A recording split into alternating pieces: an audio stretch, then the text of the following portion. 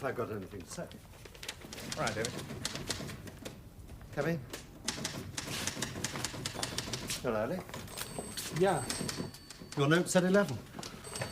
Yeah, I caught an early train, came straight here.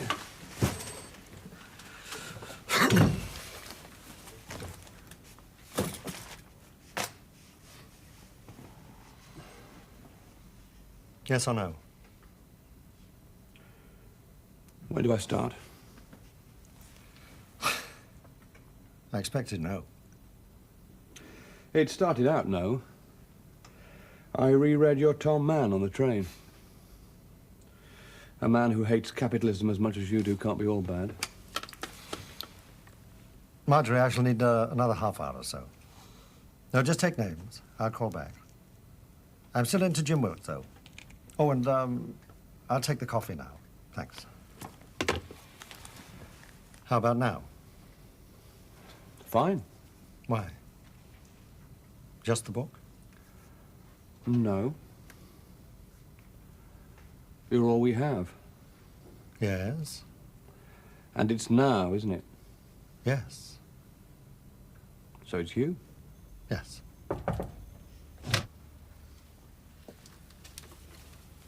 Mr. Dalton's secretary rang. He thinks the liaison committee might meet late afternoon, depending on what the palace does, and Mr. Wilkes is back in the house. Mr. Dalton spoke with him 10 minutes ago. Give him 15 minutes. If he doesn't call him. Right, okay? Yes. Here's a probable timetable of events. I'll take you through it. Tomorrow, Thursday, noon. Watson's resignation posted. 2 p.m., Cabinet meets. Parliament reopens. Wilkes asks the Speaker to suspend sitting pending a statement. 3 p.m., Queen sends for Wilkes and asks him to continue pro tem as acting Prime Minister. Question mark, question mark. 4 p.m., Cabinet reconvenes, passes crisis measures, including heavy Bank of England intervention on behalf of desperately plunging pound and suspension of all dealings on the stock exchange until Monday morning at earliest. 5 p.m., Parliamentary Liaison Committee meets to draw up timetable for the leadership contest. We agreed that balloting should begin the following morning at 11 a.m. and should be exhausted. Tellers to be elected, etc. Nominations by 10 a.m. Friday, is that possible? If it's thought desirable, certainly. 5:30, meeting of Parliamentary Labour Party to ratify the Liaison Committee's recommendations. Early evening to early morning, factions. Journal group picks its candidate. Friday morning, 11:30 a.m., results of first ballot. 11:30 a.m. to 1:30, canvassing for second ballot, etc., etc., etc. It's all possible. If it happens like that, I have a chance. No precedents. Without precedents, anything can happen. You've been busy. As have others. Do you want my reading? Please do. Kersley is unstoppable. Kersley's in America. He'll be back by tomorrow. Tomorrow might be too late. All right.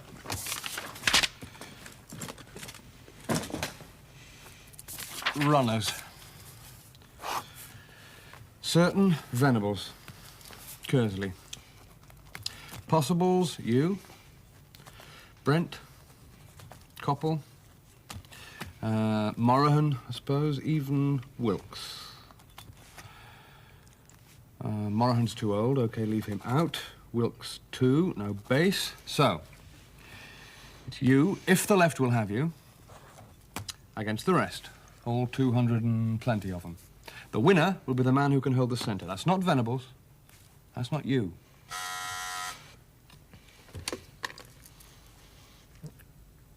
Is he calling me? Fine. Put him through, please, Marjorie. Wilkes. Jim, how's Arthur? Uh-huh. Mm-hmm. Oh, dear, dear, dear. Yes, I'll try and see him tomorrow. Mm-hmm. It's still noon, is it? No, I think that's right. Oh, absolutely. Jim, just one or two thoughts. I've had a word with Rawlings and one or two of the others, and it does seem constitutionally that there is just the faintest chance that she'd appoint you pro tem as acting Prime Minister, and then at least explore the possibilities of sending for the leader of the opposition. Well, I say the faintest chance. Well, we are the biggest party. But we no longer have a majority over all other parties in the House. Well, offer it for what it's worth. But it does point out very sharply, I think, the need for expedition. I hope that we can both argue this tomorrow at the liaison committee meeting. No, quite seriously, Jim. I do not believe that the weekend is necessarily going to be ours to play around with. Just one more thing, Jim. Now, I've thought hard about this, and I want you to hear me out. I don't believe there is a natural successor to Arthur, largely because Arthur spent much of his time making sure there wouldn't be one. Now, this is a crisis for the country, for the government, and for the party. And I think it would be better for all three if all violent upheavals can be avoided. I think the proper thing is that you should be returned as leader, preferably unopposed. I'll go further. If others will do likewise, I'll withdraw my own nomination. Precisely. Jim, I'm very glad we talked. No, not at all. Well, you have my numbers. Hmm? Oh, ours. Yes, please do.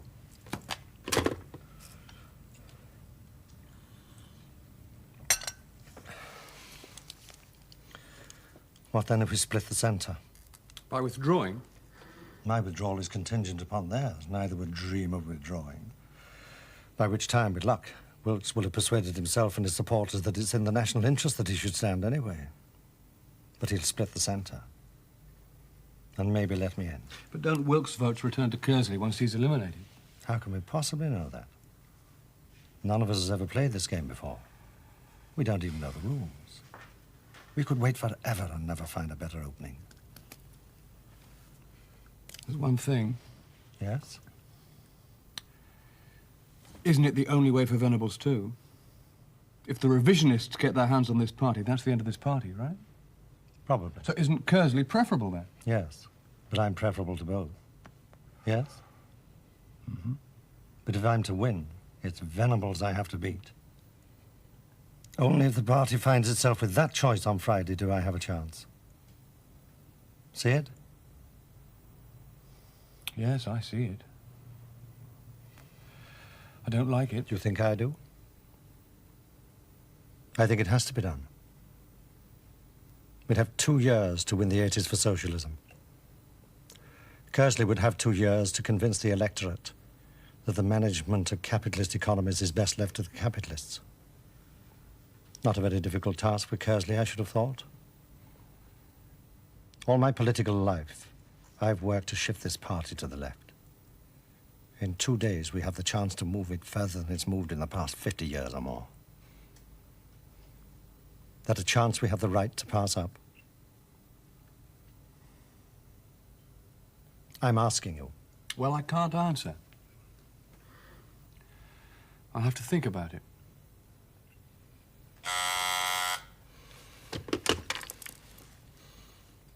No, Marjorie, I'll see him. I'll do it.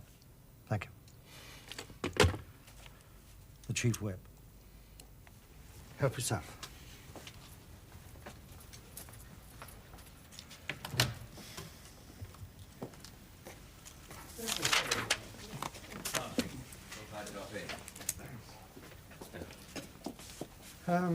Come in, Cedric. One for Cedric, Bill, a scotch and a drop of water. Sit down, Cedric. Brant's accepted my offer of PPS, so you're among friends.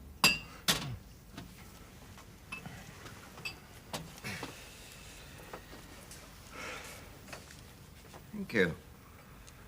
Do you want one? Thank you now. Oh, Here we are. Yes. Bad. Could bring us down, David.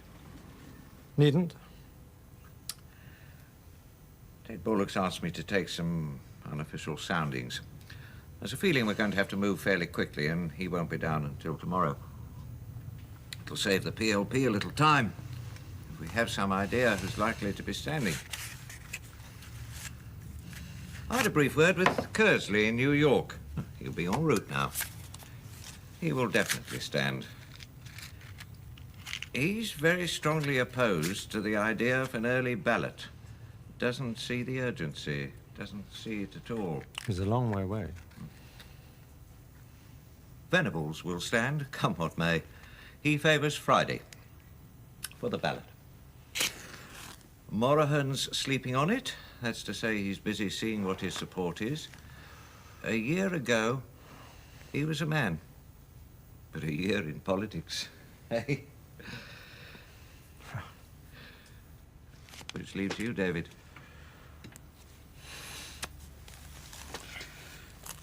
I'm for an early ballot. Friday. By tomorrow afternoon, the water could be up to our chins. We swim or go under. But you will stand. Not necessarily. Oh, how do you mean? I think a leadership struggle now, state the country's in, would just tear the guts out of it. I think there's someone we can return unopposed this Friday. Who's that? Jim Wilkes. Jim Wilkes. And you'd, what, withdraw, give him the field? He's honest, middle of the road, respectable, experienced, dull, and he has a following. He's what we need. And if Kersley and Venables can't agree, then they must be made to explain why not. You think there's a chance they will agree, though? Why not? If I'm prepared to. They're both young men, their turn will come. We're talking about the life of a party and a government, Cedric. In that perspective, personal ambition's a miserable thing, is it not? Can I talk about this? By all means. Good. I'll toddle off then. I've already spoken to Wilkes. Ah, good. He's thinking it over. I'll have a word with him. What's the word on Arthur? Not good. Jim's just come back from the clinic, he'll tell you. Congratulations, young man. Though whether your boss here will have a job by Monday is something else entirely, eh? Or any of us, come to think of it. Mr. Freer rang. He left a number. Thanks.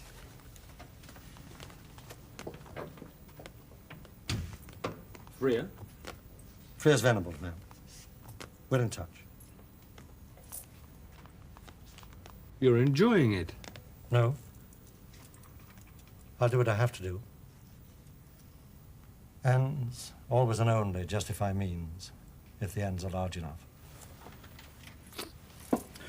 Lenin? Tom Mann, born Warwickshire, 1856. Did you buy it?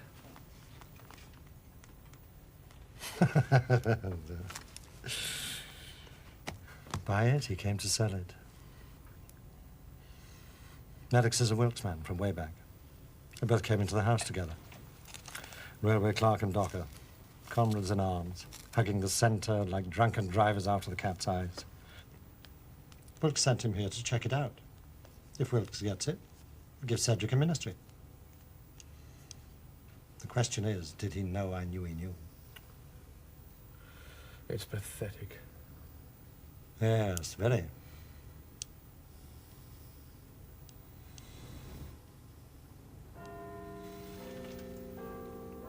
Glad you said yeah.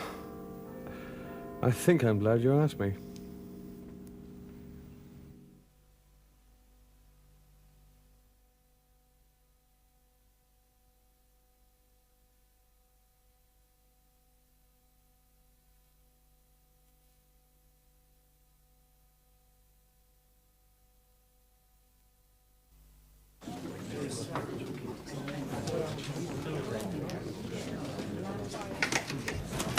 Hello, Bill.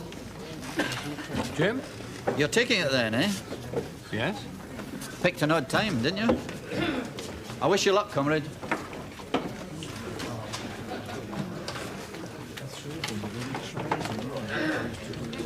Something to say? Why you, do you think? Again and now? Tell me. Don't you know? I know what he told me, and it's hardly calculated to impress the right with the maturity of his political judgment. It's not the right your appointment's intended to impress, Bill. He needs us. Right. Your role is emblematic. He's a very clever man.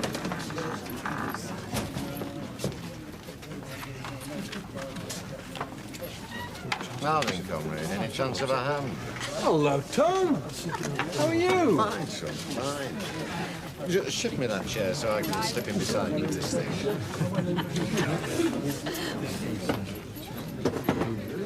It's better. Good turnout. I thought you weren't supposed to be up for another month. Oh, well, you know what thought did, don't you, lad? It followed a muck cart and thought it was a wedding. I'd see bloody Watson out anyway. And who in, Tom? That's what I come to find out, isn't it? Meeting has begun. As chairman of the Journal Group, I think I might be permitted a few words by way of introduction to this evening's deliberations. First, the constitutional position. We're still the government of this country. By tomorrow evening, the party will have chosen by due process our new leader. It will then, in my opinion, be the duty of the Queen, and I use the word duty advisedly. In my view, she has no area of discretion whatsoever in the matter. It will then be her duty to send for that person and appoint him Prime Minister. And if, instead, she sends for someone else not of this party, God will indeed have his work cut out to save her. Comrades, these are grave times. Country, government, party face the most enormous problems. Now, whether we call it the agonized death struggle of late capitalism or something less hysterical, it is vital that the left, at least, keep its head, its nerve, its heart in working order. Let me say this, and then I'll sit down. The best outcome of this meeting would be the unanimous nomination of a single candidate, wholly assured of the total voting strength of this group. I don't, of course, in any way wish to preempt the search for that person, but at the end of the day, whoever it is should be able to count on a united left in tomorrow's ballots. That's what this group is for. Let's prove it works. What's the latest information on the field, Reg? Would comrades mind standing when speaking? Well, it's a crowded room. I think it will help at this particular historical conjunction. Comrade Chairman, I think it's important we should consider the other runners when deciding who to enter. Is Jim Wilkes in or out, for instance, do you know? Venables and Kearsley are in. Wilkes I don't know about. He's been busy in Cabinet most of the day. But as far as I know, he has not as yet made up his mind. What mind? I must say, Comrade Chairman... Mind standing, please, come. I'm sorry, Comrade. I must say I find the whole Wilkes business difficult to comprehend. I mean, can I ask for a kick-off whether Comrade Last's announcement that he would withdraw in favour of Wilkes if others did was discussed at all with you, Comrade Chairman, or with anyone in the group? Nothing has been discussed with me, comrade. Has David Last gone bananas or something? Since when has Jim Wilkes been a friend of the left, for Christ's sake? He was a statutory incomes policy man the last I heard Through of. the chair, please, comrade, through the chair. Tell you what I resent, Reg. I resent David Last's assumption in this Wilkes business. I mean, namely, that he already has the entire left vote in his pocket to trade with as he thinks fit. Now, as far as I'm concerned, that's very far from being the case. I couldn't agree more, Mr. Chairman. I don't think I'm alone in finding the Minister of Employment's record in office somewhat uninspiring. Speaking personally, I think we should be examining other records and credentials. Trevor Brent's, for example. If it's a good left record in office we're looking for, then I submit that Trevor Brent's, particularly in his work with the trade union movement, has much to commend it. All right, comrades. Hold your horses, hold your horses. I thought I saw Wally Armfield here. Now, Could you throw light on whether Comrade Brent would be prepared to stand if nominated? I understand that Trevor will be here presently. I'd prefer to leave it till he comes. I spoke with him this morning. He indicated to me then that he would be unwilling to stand. Do you know if that's still the position?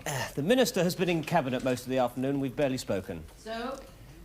Well, as I understand it, that certainly was the position this morning. Thank you.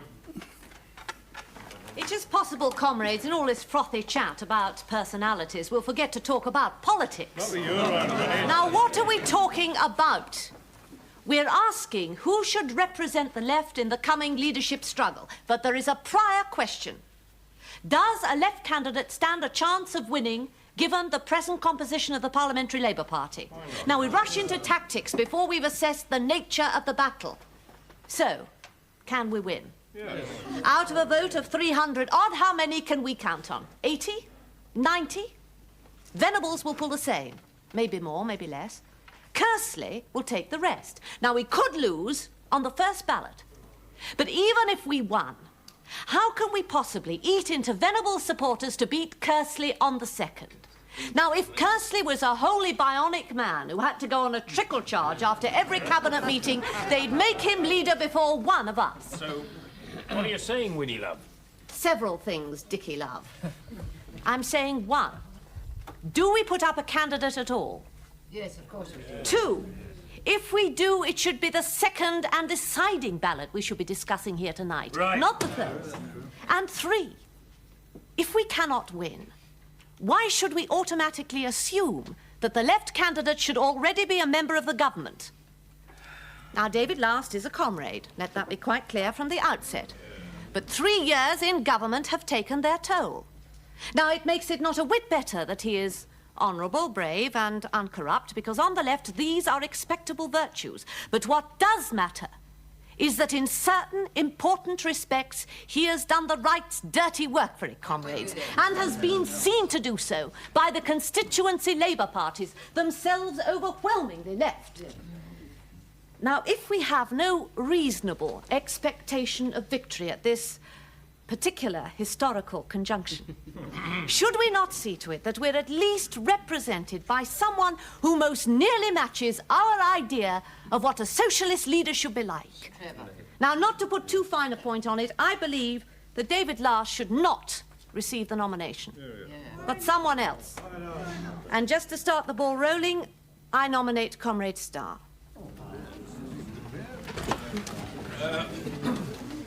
If I could make my position clear, comrades. I was approached last night by a dozen or so members of the group to see if I would be willing to stand for nomination. I answered quite simply that I would stand if and only if, one, it was the express desire of the journal group that I should stand, and two, that my standing would do nothing to damage or divide our democratic faction. Shall we proceed, comrades? Tom?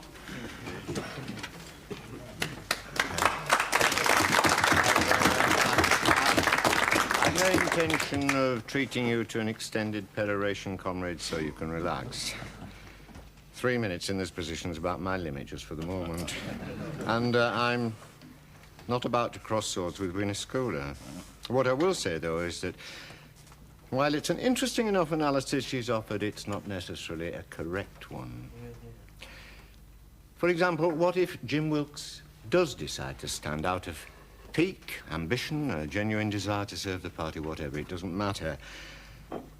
If the right and centre can be induced to split to our advantage, that's a new ballgame, as they say, isn't it?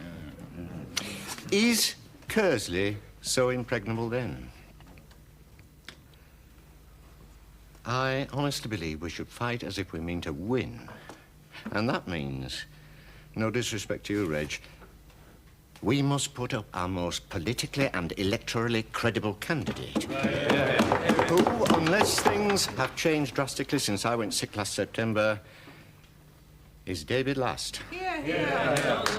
But if I can go on a moment longer, comrades, I believe his nomination should be conditional upon his furnishing us with some fairly detailed outline of the way he would handle matters as PM and leader of the party. Because If this is the sort of attention he's going to pay the organised left when in power, it's going to be a bloody sorry show for everyone concerned. Right, that's me.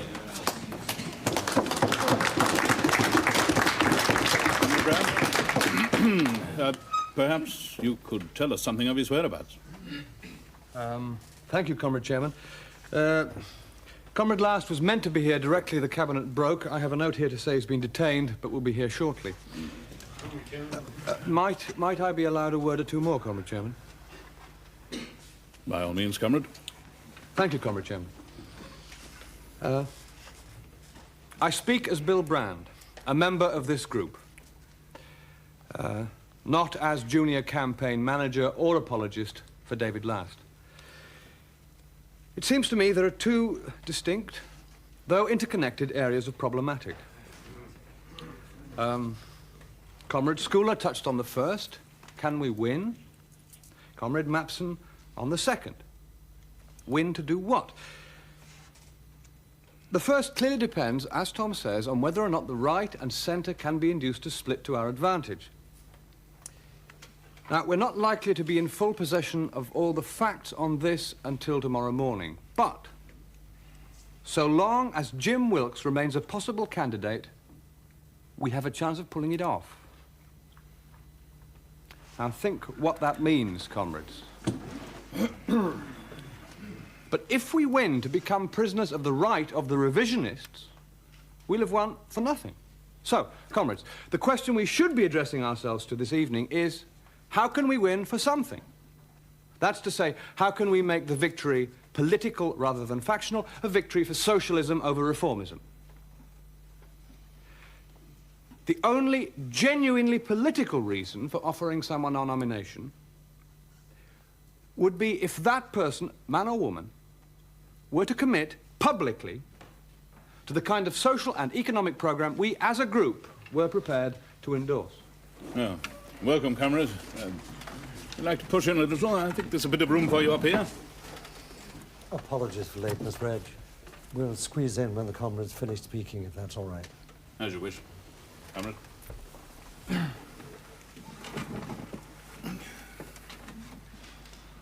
Speaking for myself, I'm very clear what a socialist government's priorities must be in this present crisis. Some facts. In the last year, under a Labour government, unemployment has risen to close on 1.75 million. 7% of the total workforce is now jobless, and the graph continues to rise. In that same period, the average employee has experienced a 6% reduction in real disposable income under a Labour government. In that same period, industrial output, that's wealth-producing output, comrades, has continued to plummet. In that same period, the current account balance of payments has continued to deteriorate. It now stands at 2 billion in deficit. Now, comrades, unless we can solve these problems, and I don't mean simply incant magical socialist slogans over them and wait for them to disappear. Unless we can solve these problems, we will not be fit to govern.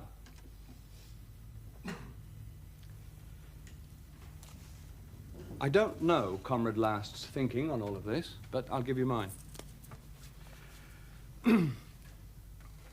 As Trevor Brent and others have consistently pointed out, industry and the stock market will not undertake the investment this country needs. As a nation, we need £6 billion per year for capital investment in manufacturing, double what is currently being spent. So, whether through the National Enterprise Board or through new institutions to be created overnight, if necessary, we must make these sums available at relatively low rates of interest so that at a stroke, we begin to reverse the trend in unemployment with still more jobs to follow as the new investment bites.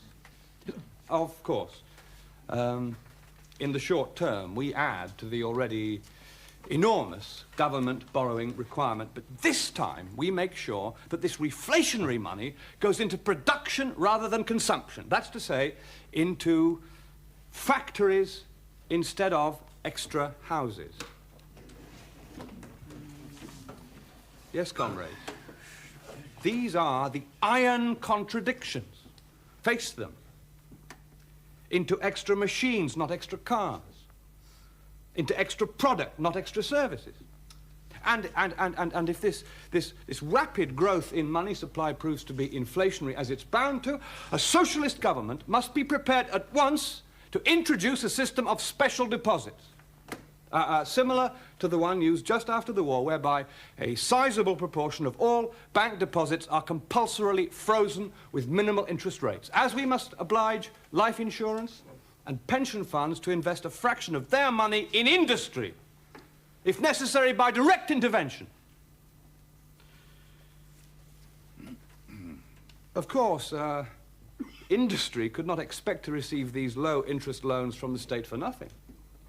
The new lending institutions would need to be empowered to explore the taking of equity or of direct ownership and the requirement of all borrowers that acceptable models of workers' control be immediately established in their particular enterprises.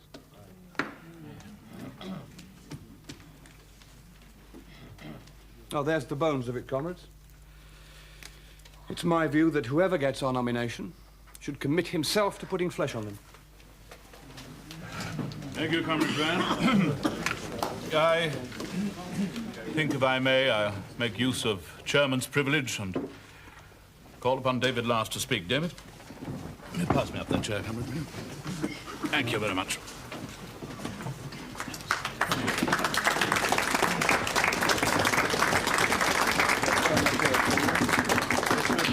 Say at the outset, David, that there is some feeling in the group that you are no longer the automatic choice for left candidate.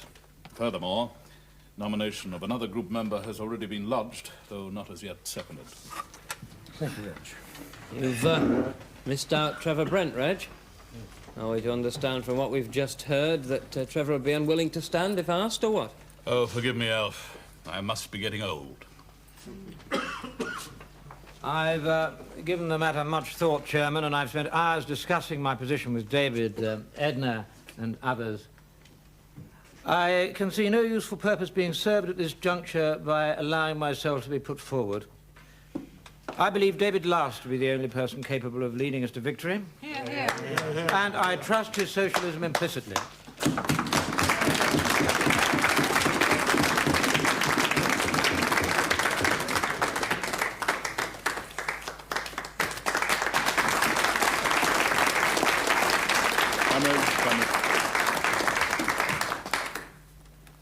Comrades, I have very little to say, except perhaps good to be home.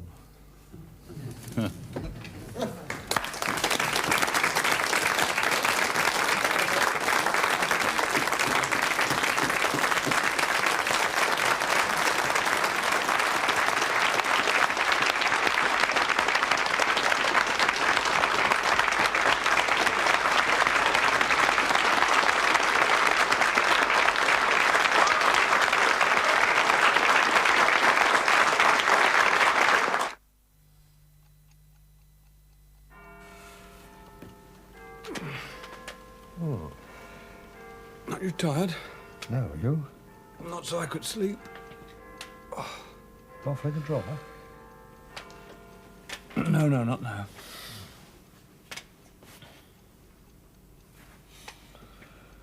I've always found drawers unreal somehow.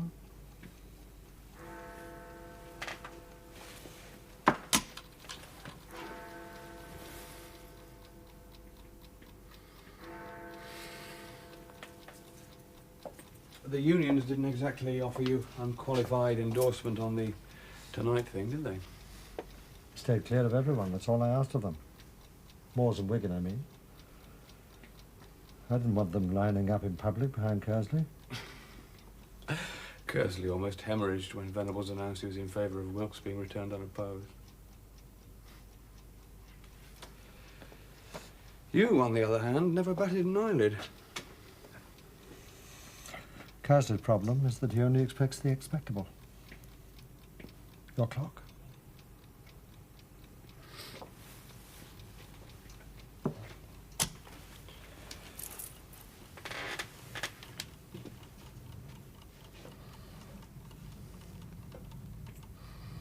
All right, I'll give you the draw. I'll accept your resignation. Where'd you learn this? I taught myself. A long night spent with books filled with great games and commentary. Morphy, Anderson, Retty, Capablanca. Another. Shouldn't you sleep? No, I need to keep awake. 2 each. Decider.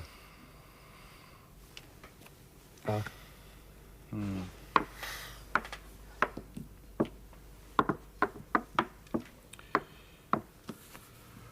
I wonder what they're doing now, Venables and Kersley. No idea. Hate to think. Sleeping, both of them.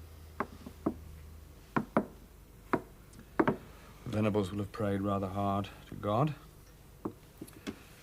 Kersley will have knocked back several Mogadon cocktails. As it happens at the moment, neither matters. Hope Jim Wilkes sleeps well.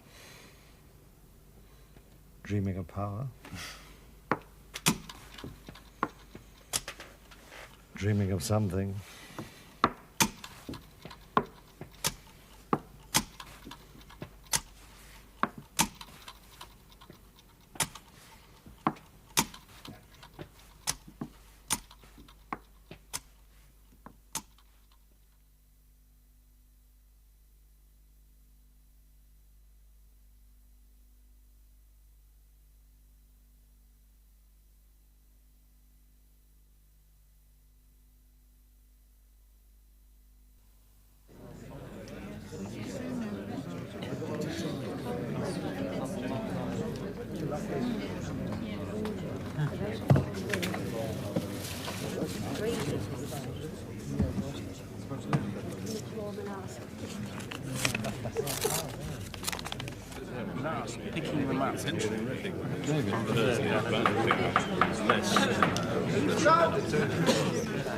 Result of the first ballot. I'll read the names in alphabetical order. Kersley, Morris, 83. Last, David Russell, 81. Venables, John Winston, 85. If colleagues could just contain themselves. Wilkes, James, 61. Is it your wish that the tellers remain the same? Thank you. I declare that Messrs. Kersley, Last and Venables shall go forward to a second ballot to be cast at 1:30 p.m. Will the tellers stay behind, please? Thank you.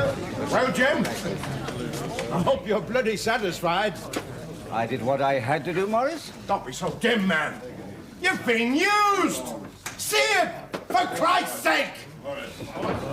Bloody idiot.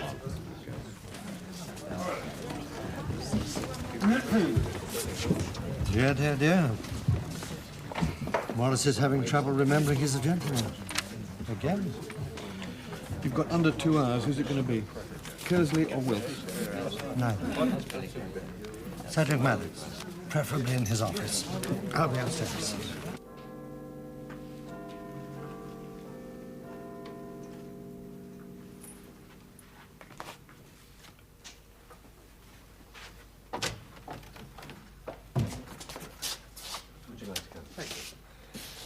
Sorry you were kept waiting, David. It's been a busy hour. I thought it better if Graham came along. He has fast legs. Well, I hadn't expected, But everything that passes between us is wholly confidential. We all know that. Yeah. May I? Please.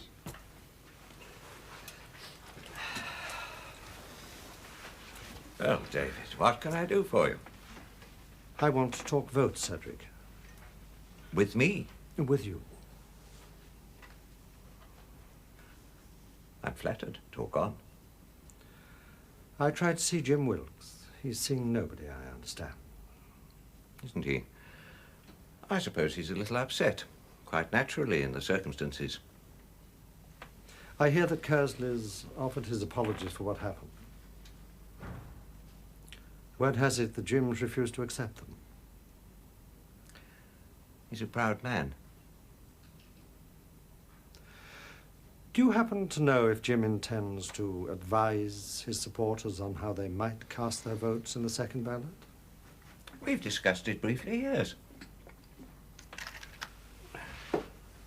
All right, Cedric, I'll tell you how I see things, and then I'll leave you if you wish, all right? By all means, David. Can I get you a drink? Thank you, no. Young man, I'll have a small gin, Jeremy, and a tonic water, I think. Sure, David. Tell me how you see things, and I'll tell you whether to go away. Thank you, Jeremy. Help yourself.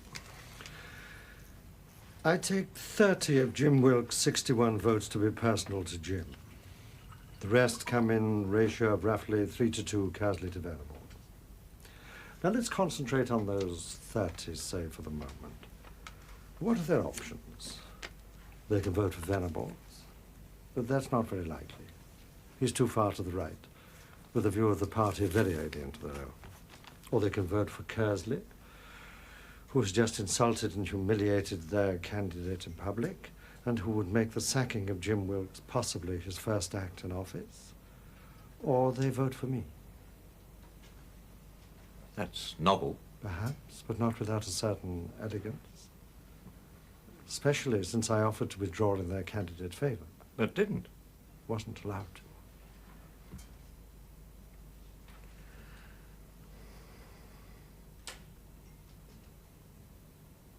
Oh, is that all? The only reason?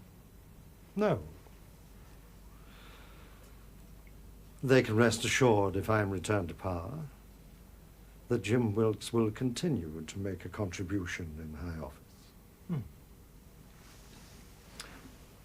How high? Well, I'm not sure that I can answer that. You can hardly expect... I expect nothing, David. Shall we say Deputy Prime Minister? Yes. And Leader of the House. Can rest assured, you say? Do you mean, they'd have your word? They'd have my word. How are you, young man? Feel like a bit of sprinting? Fine, fine. Good, good. It's 28, actually. I take it that I'll be remembered in dispatches, David? Of course. Not that it matters that much anymore. I begin to weary. Take the bottom half, you take the top half. Meeting in room 8, 1:15, prompt, all of them. Tick, tick, gentlemen. You have a drink now, David? Thank you, no, Cedric. There are 1 or 2 people I have to see. Good luck. Comrade. Thank you. Tick, tick, Jeremy.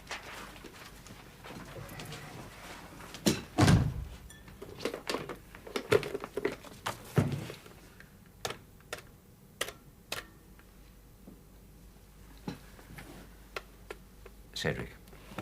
Just left. Buy it? He came to sell it. Room 8, 1:15.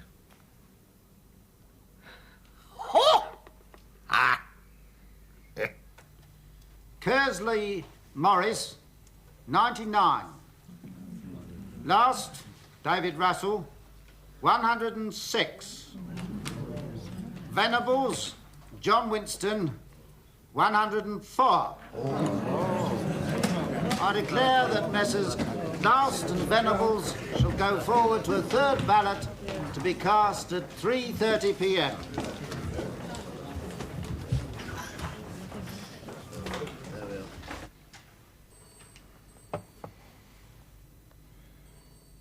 No. There's no way, David. No bloody way. You're too clever by half. You ought to have been in the city. You'd have cleaned up. Morris, for God's sake, let's talk politics. He will destroy this party. Your party, mine. And split the movement, from which we both came. No, no. You've heard him. You've read him. You know him. He wants to separate this movement from his trade union base and launch it on a sea of floating voting consumers. Rhetoric, David. 2 weeks as leader, dealing with the unions, and all his verbiage won't be worth the air it came on. He'll bend to reality like everyone else. Like even you, huh? You don't mean that. Well, of course I bloody believe Shit, it. Morris! You wrote an article only last month in Socialist Commentary, Attacking Venables' views on reorganizing the movement and the party. What do you mean he'd bend to reality? He wouldn't recognize our versions of reality if you hit him in the face with them. Venables can be handled. I happen to know that. He's offered already, you mean? Let's just leave it, David. You mean you're preparing to sell this party down the river for the sake of your own career? No, I'm not. And I'd like you to retract that. All right. How would you put it, then? I'm asking you for an apology. All right. I apologize. All right, Morris. Let's hear it, Morris. Let's hear it. I'll tell you this last, and then I'll go. The reasons, none of them shameful, that I'll be giving my supporters for not supporting you are as follows. First, a government led by you would invoke economic chaos, social disorder, political massacre, and electoral suicide. Second, Venables has the public charisma capable of defeating the Tories at the next election.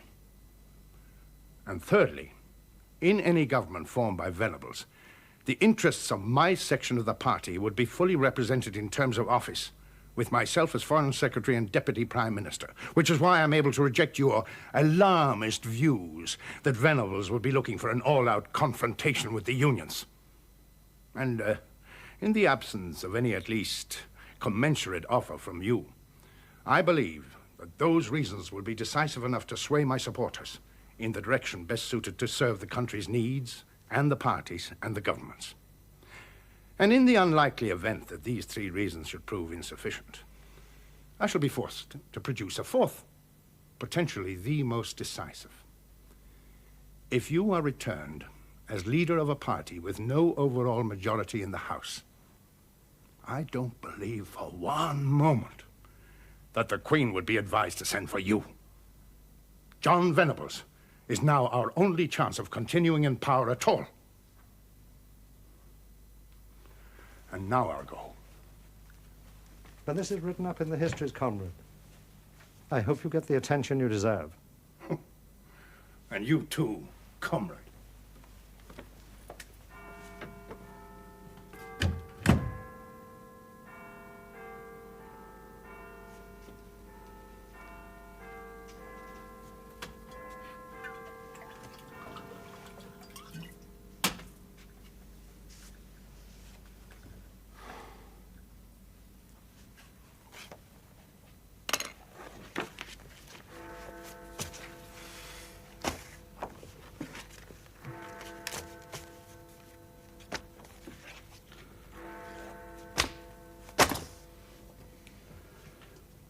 We've lost then.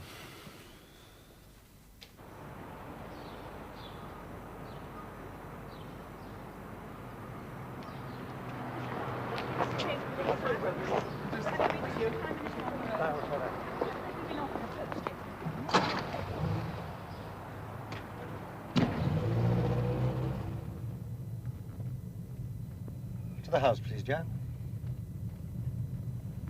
I've got to see Red Star and one or two others. Jen can take you on home or No, wherever. no, I'll come. Fine. He's asking us all to stay on. Partly because of the financial crisis. Partly for the unity of the party. Will you? Yes, Why? because that's where the fighting's going to be.